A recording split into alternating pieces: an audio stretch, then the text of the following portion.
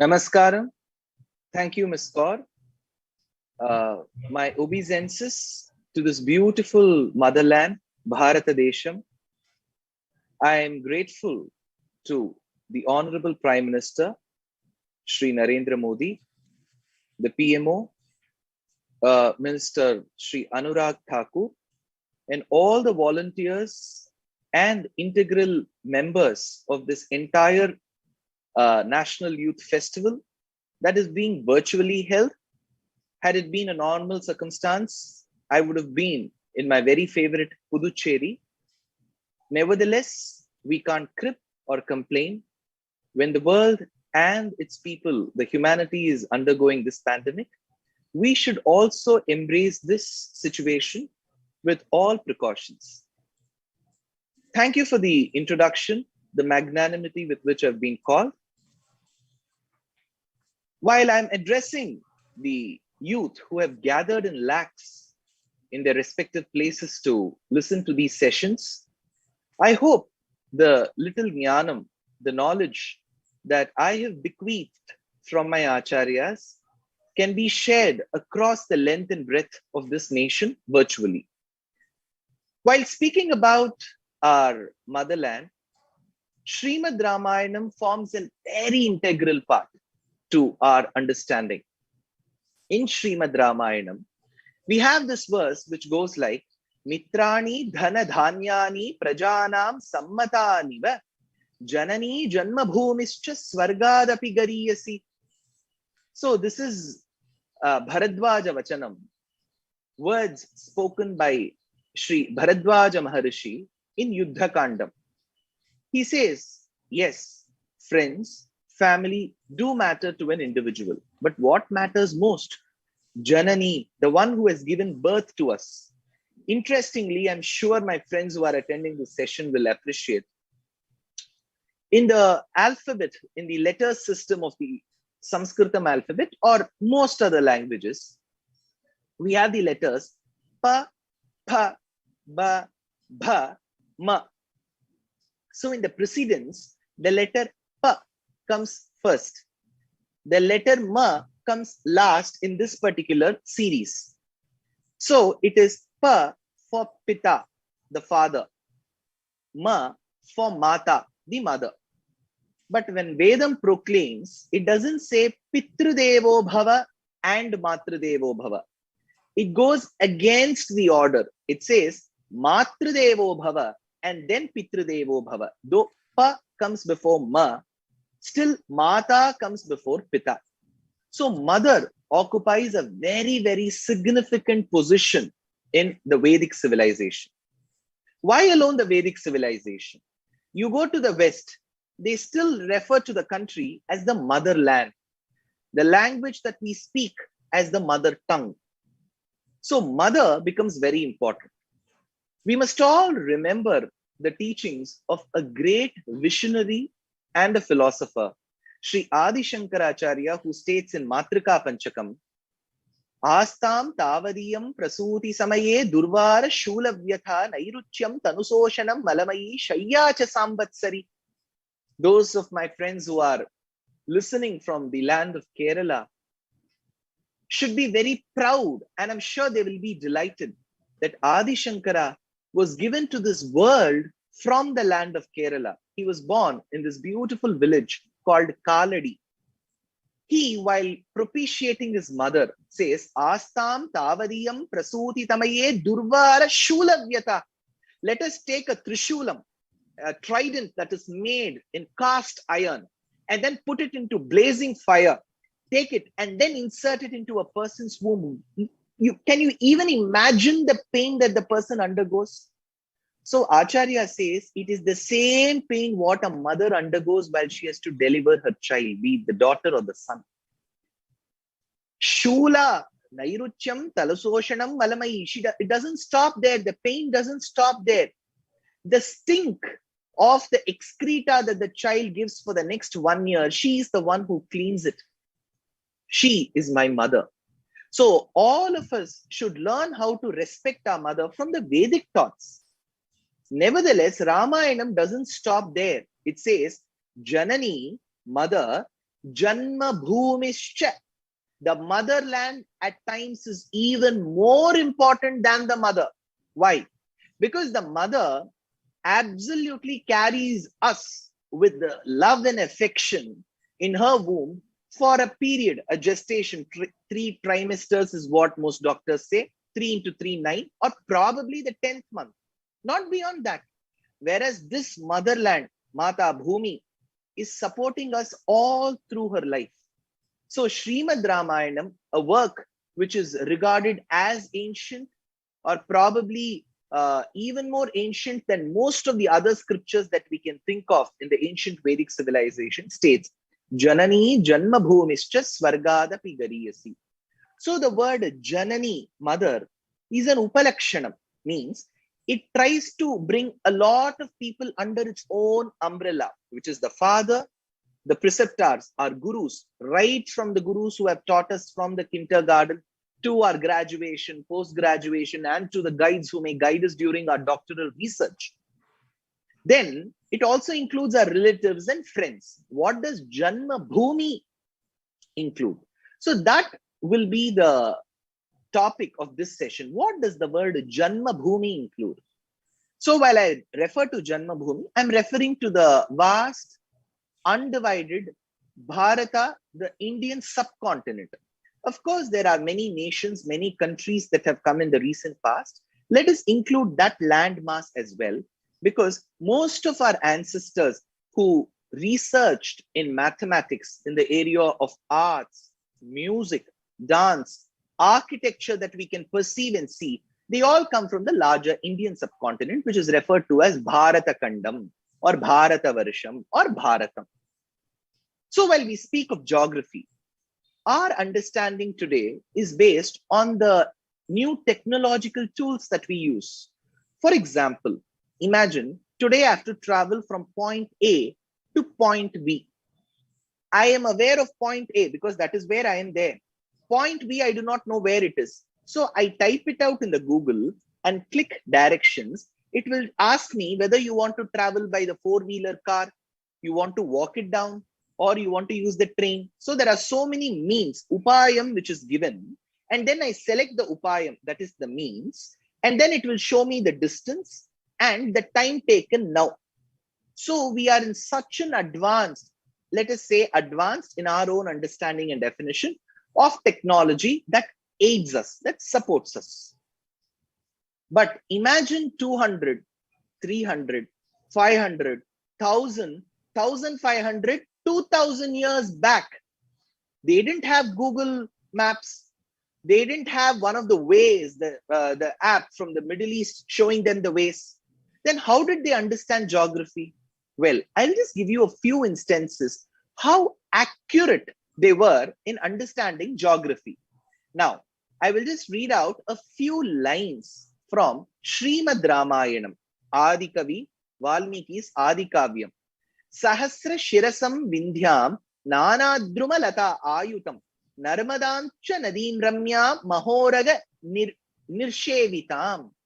So while the monkeys which were stationed in the region called Kishkinta, which now is the Bellary district or the ruins of Vijayanagara Empire called Hampi, the then excommunicated prince who later became the king, Sugriva, tells his close friend Hanuman and the other monkeys who were to go in different directions in search of Sita. So he has to give them the topography, the geographical details.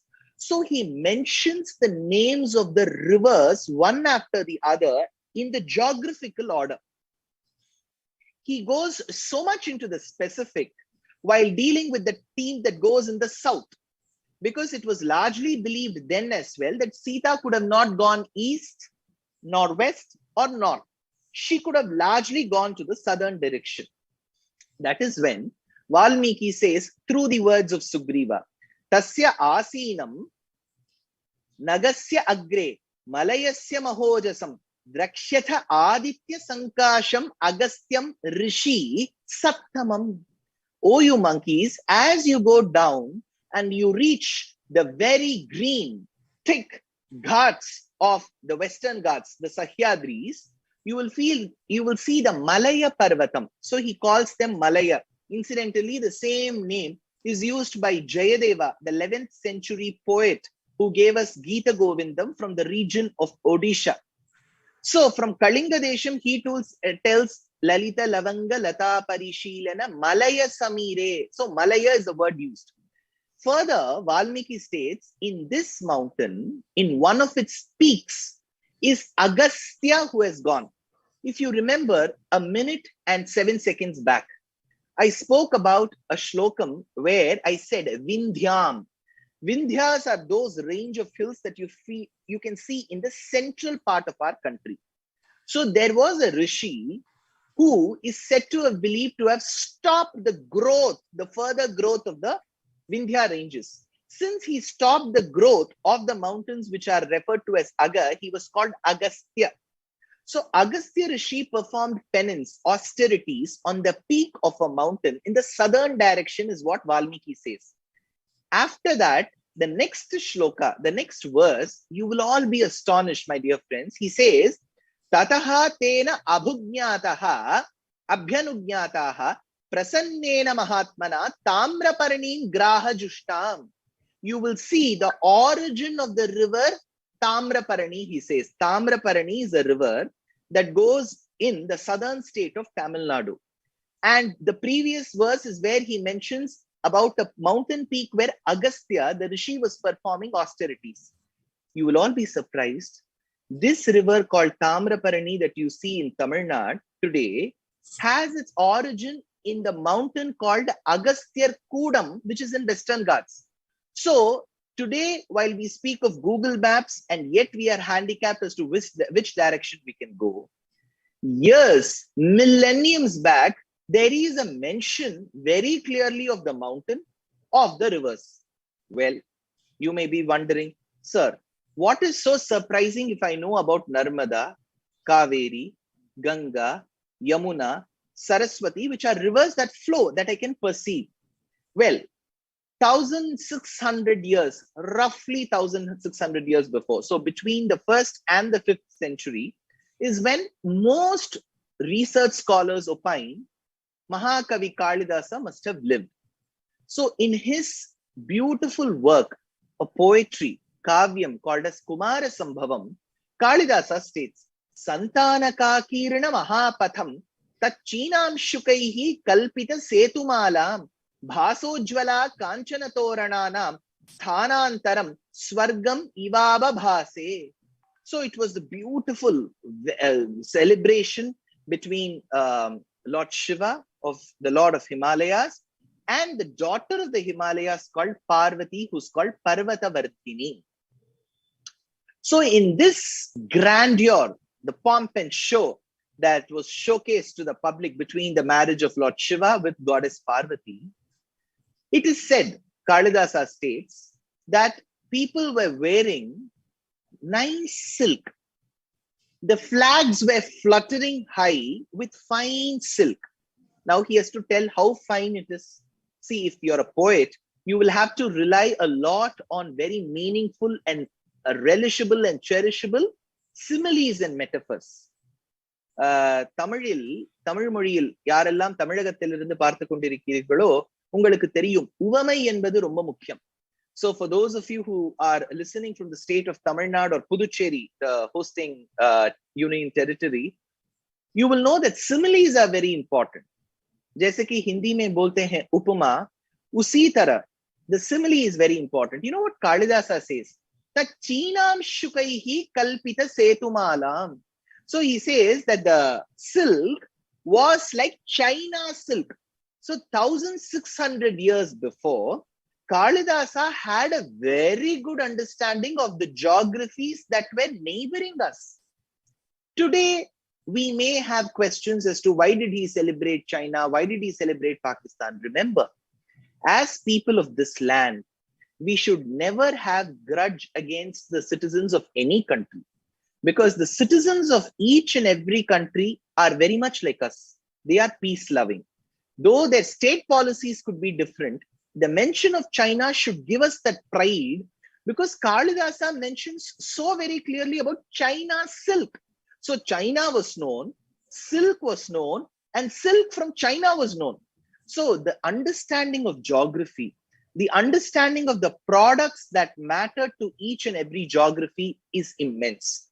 Now, I have described about how Valmiki's understanding, Valmiki was a poet who lived and largely grew up in the north part of India, the northern India. So he mentions of rivers that flow in the southern tip of India, like Tamraparani, Kaveri, Krishnaveni, Narmada, and so on. And he talks about the peaks.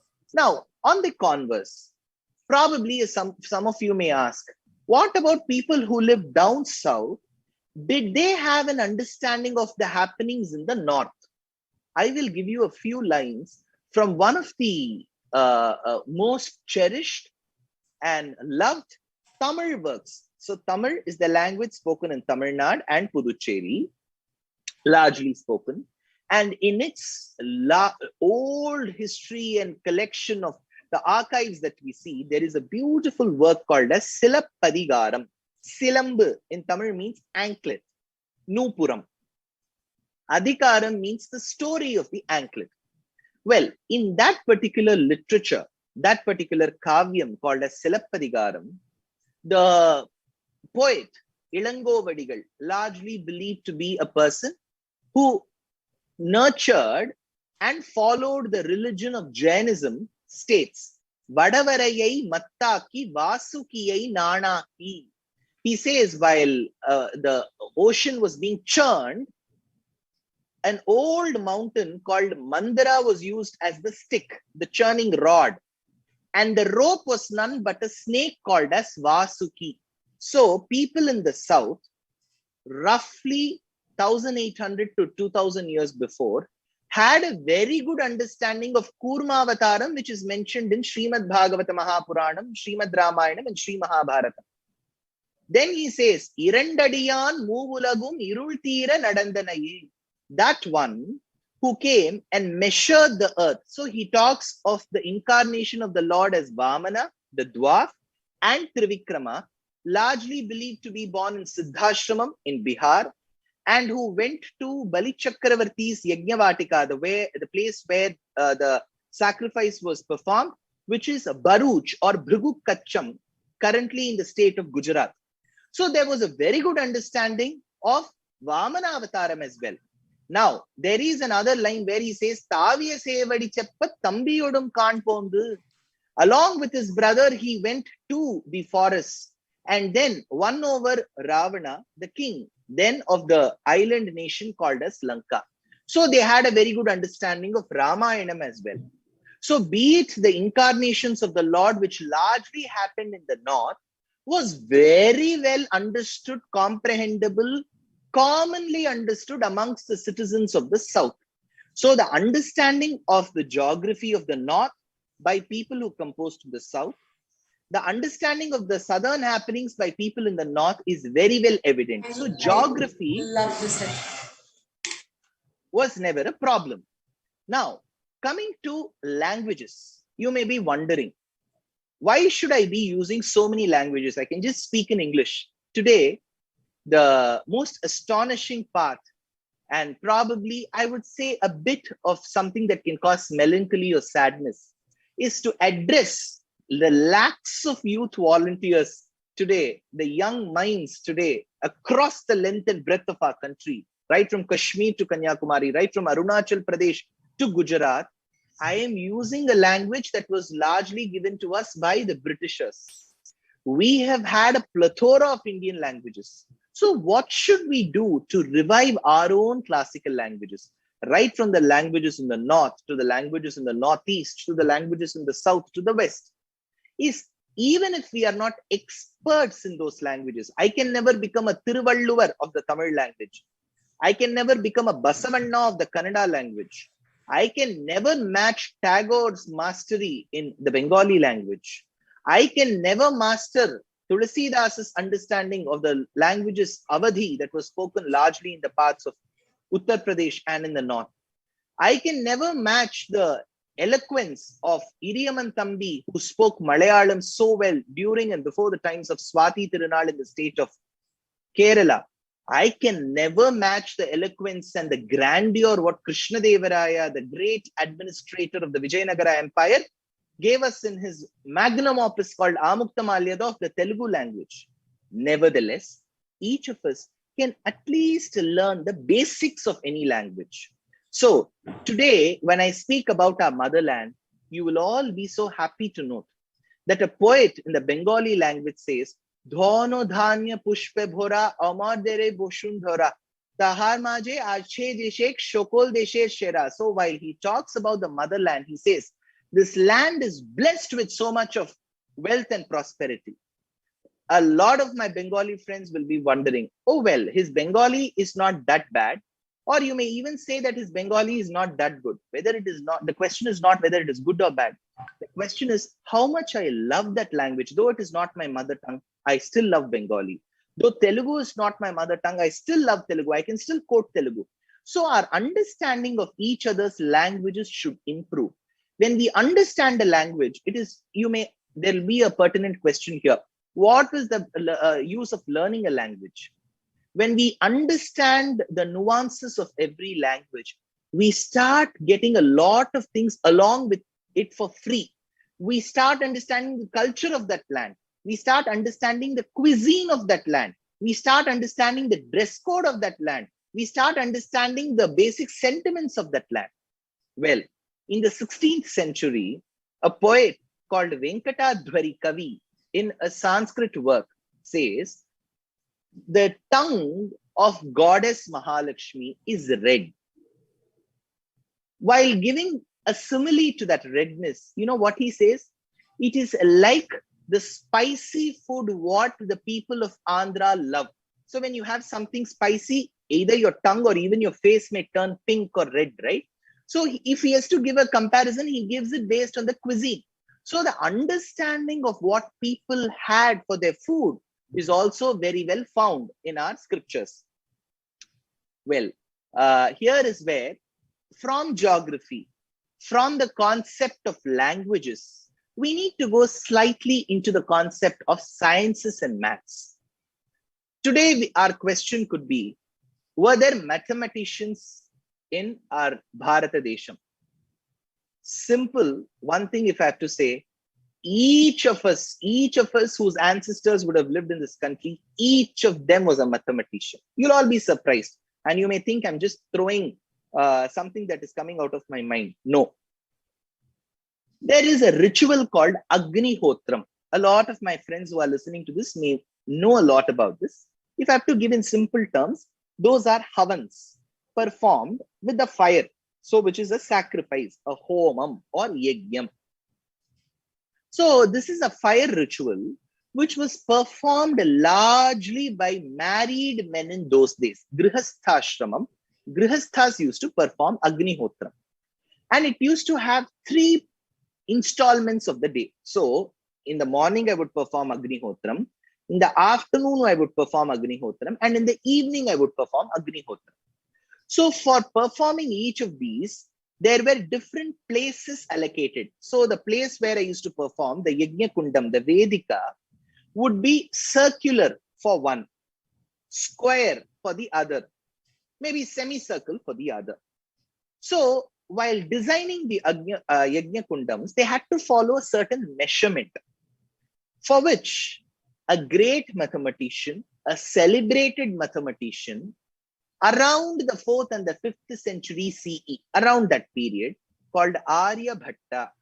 His work called Aryabhatiyam is very famous amongst research scholars. He states how the Yajna Kundam must be constructed. It's a simple case of civil manual construction. So he says, construct the Yajna Kundam, which is square in shape. We know what is square in shape. Side into side is the area of the square.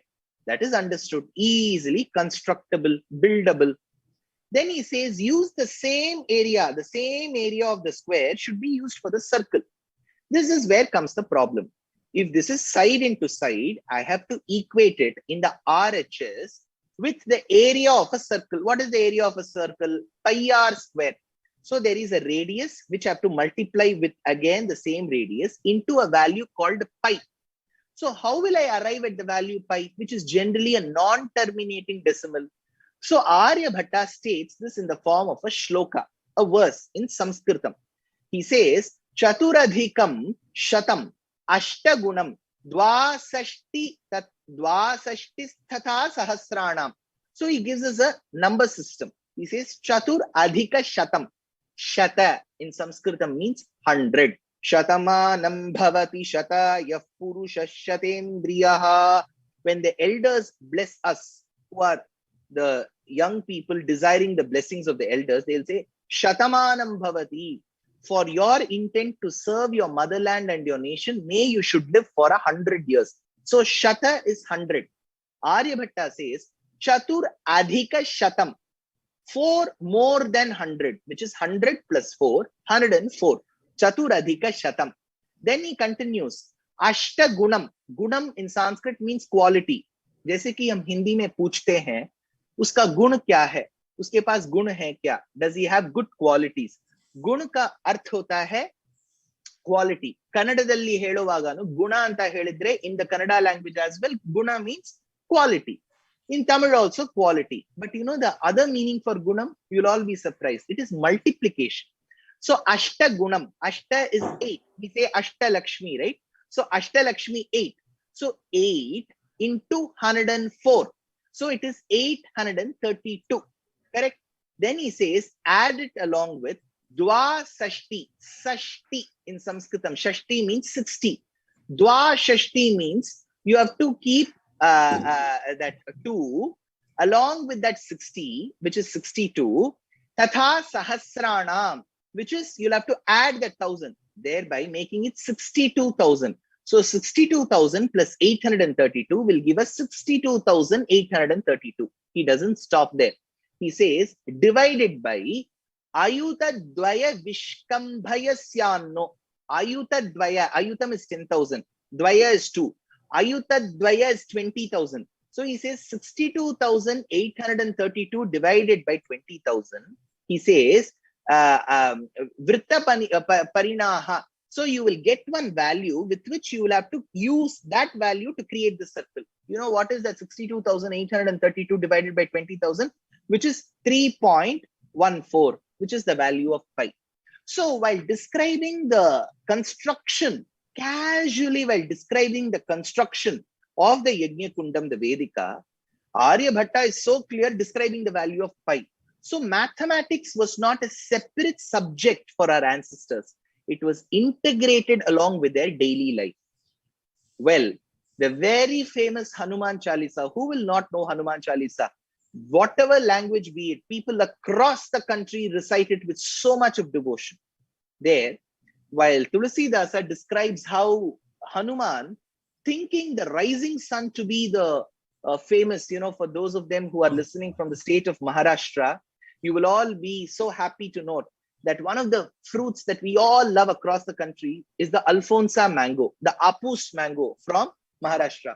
So when you look at the rising sun, at times when it comes with the hue of the redness with it, it looks like the Alfonsa mango. So Hanuman, being the mango lover that we are all mango lovers, so he thought that this must be a fruit and started jumping tree after tree.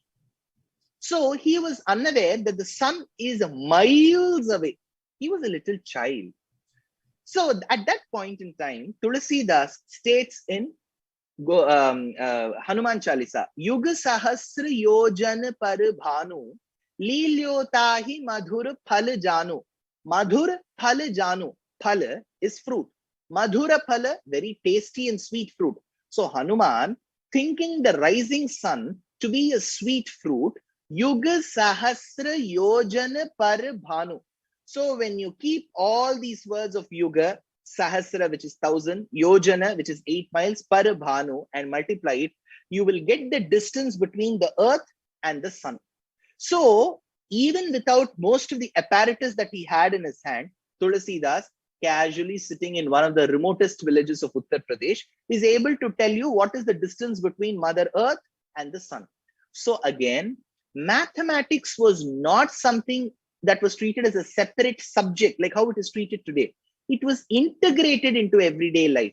While bringing the quintessence of Shrimad Bhagavata Mahapuranam in Sanskritam through a work called as Narayaniyam in the 16th and the 17th century, a great poet par excellence called as Narayana Bhattadri in the Kshetram called Guruvayur, which is the abode of Lord Krishna, concludes Ajñatvate Mahatvam Yadiha Nigaditam Vishwanatha Kshametaha Stotram Chaitat Sahastrottaram Adhikataram Tvatprasadaya Bhuyad Veda Narayaniyam Shruti Shucha Janusha Stutyata Varnanena Spitam Leelavatarei Ritamita Kurutam Ayurarogya Saukyam. Those of them who read this work that is filled with devotion to Lord Krishna shall be blessed with long life and good health, both of which we all want, right? But Ayurarogya Saukyam, Ayus, which is your lifeline or lifetime, Arogya, good health, Saukyam, you will all be happy. So all of you will be happy listening to the shloka. But the poet doesn't stop there.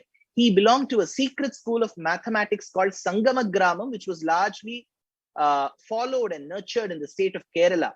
So he has embedded the date of his completion in this shloka. Ayurarogya Saukyam. These are the 7 letters. From the units place, tens place, hundreds place, thousands place, if you multiply, 0 into 1, 0. U, ya, ra, la, va. So it is 1 into 10, 10. Ra, ya, ra, 2, 2 into 100, 200. So if you keep multiplying, you will arrive at a number which is something like 17,10,228, if I'm right. And that corresponds to the 27th of November of 1587, on the day on which he completed. So like how people who paint beautiful portraits would put their signature along with the date, the poet casually, by saying that you will get good life and good health, puts in the date. So this is the mathematics that went behind their minds. Well, all this is on paper. What is there for us to see? Well, if you can research and probably type on Google as you're listening to my talk now, the famous panel, the granite wood, solid rock panel of Bhagiratha Prayatnam. Bhagiratha was a king who was an ancestor to Lord Rama in Ayodhya. To bring about emancipation to his forefathers who were a bunch of ashes, heap of ashes, he tries to bring Mother Ganga, Ganges, to earth. So he works very, very hard, perseverance. That is called Bhagiratha Prayatnam. He stands on one foot and performs austerities.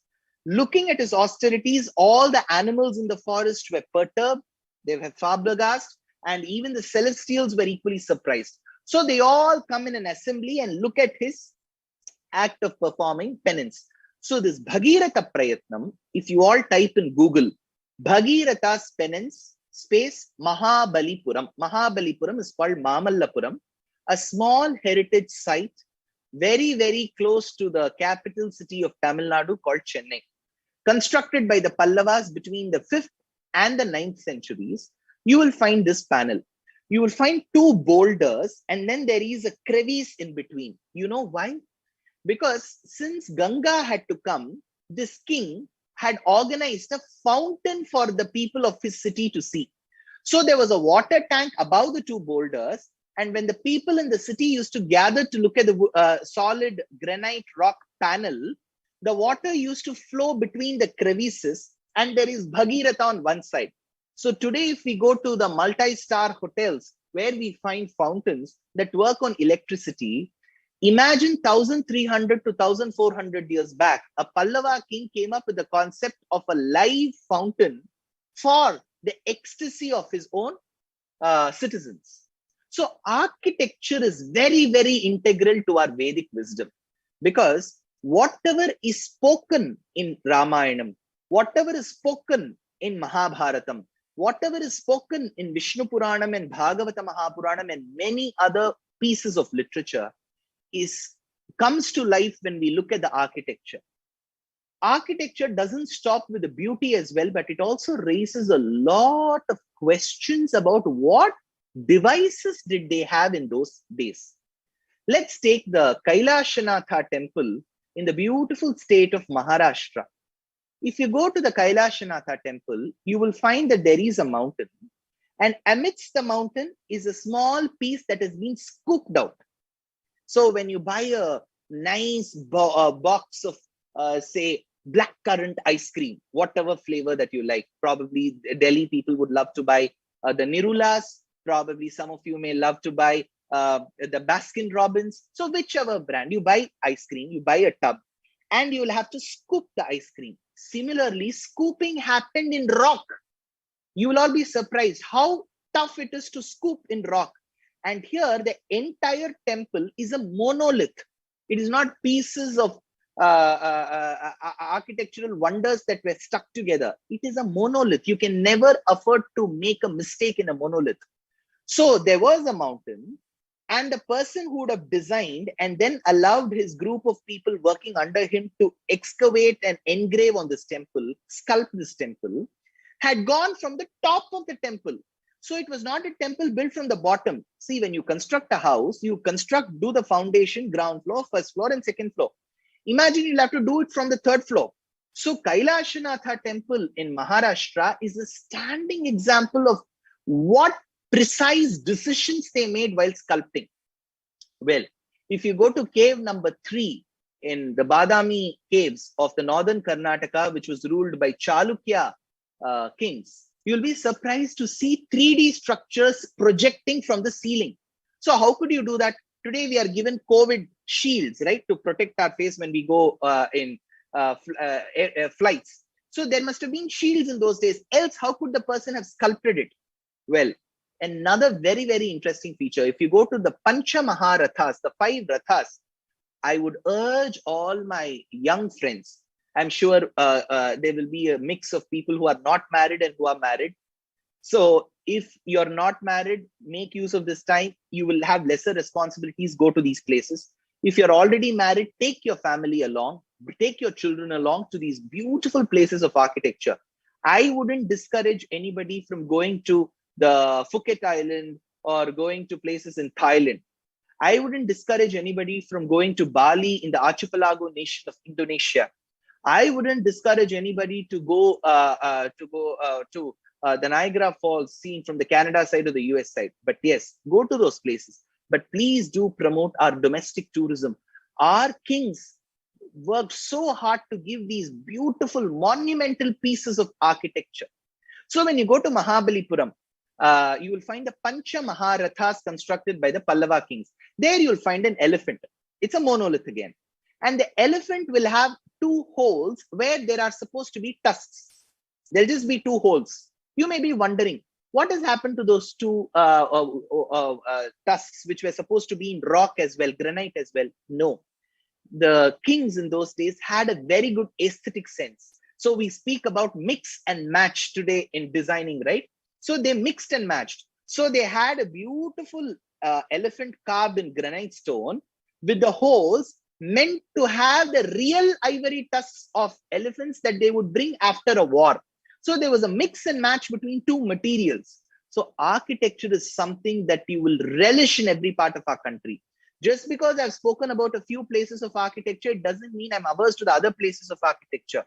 Who will, every time I see a 100-rupee note, I don't see the value in it. I just see the Rani Ki Vav of Gujarat there. How beautiful it is for a wife to present to her husband a beautiful step well. So the carvings and the shades that you see of the rock cuts in that step well influence the textiles to come up with those kind of designs. So be it architecture, be it mathematics, be it literature, be it geography, we had people in the past who toiled very, very hard for it. Now coming to another integral section, the last section where I would like to, I am in no position to advise anybody. I am in no position to suggest to anybody. I am a bundle of imperfections myself.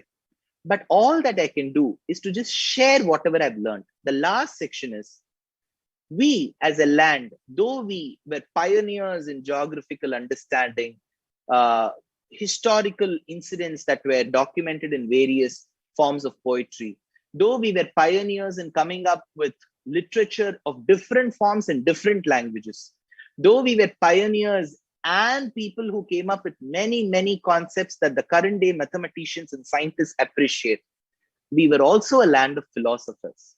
Ultimately, after the land that I relish, after the food that I enjoy, after the dress that I wear, comes the last question which our acharyas have time and again asked us to ask. Who am I? Who is this?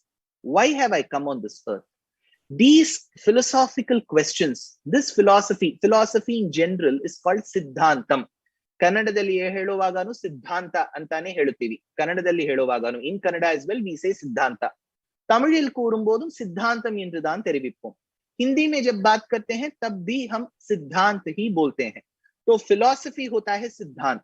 वो अद्वैत हो, विशिष्टाद्वैत हो, द्वैत हो, अचिंत्य भेदाभेद हो, केवल अद्वैत हो, जो भी whichever form of philosophy, be it non-dualism, qualified non-dualism, dualism, the indistinct way, the inability to understand between the duality and the non-duality, whichever form of philosophy it is, our philosophers have insisted. Ask these questions to yourself. Who am I? Who is that I? When I'm addressing who am I, who is that I? If I say, for example, you ask me a question, who are you? I say, I am Dushyanth.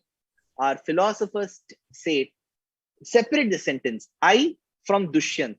Dushyanth is the name of the body in this birth. I is the Jivatma which travels birth after birth.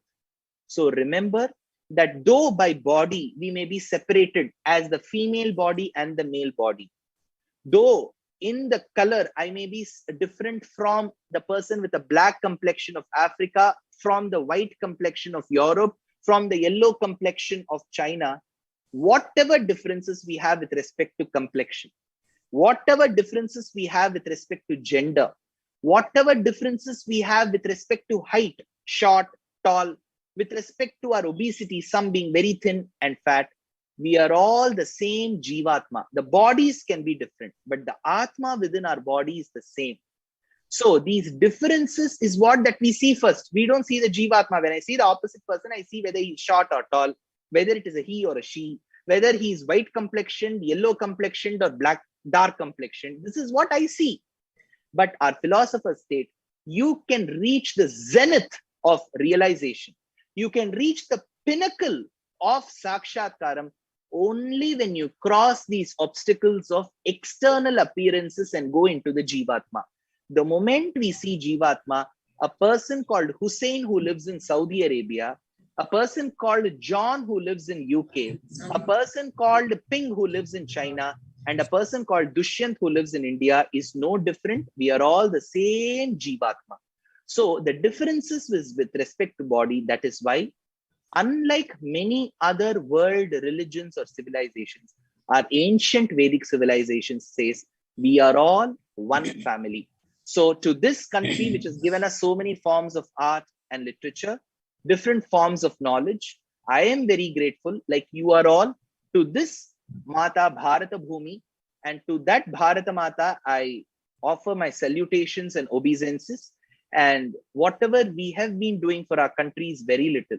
We have a lot more, like how the famous poet says, and miles to go before I sleep, and miles to go before I sleep. We have many, many things, good things that we have to do for our family, for our society, for our state, and for our nation, thereby making our country, which was once the best ever land in many, many areas or arenas, once again, great again.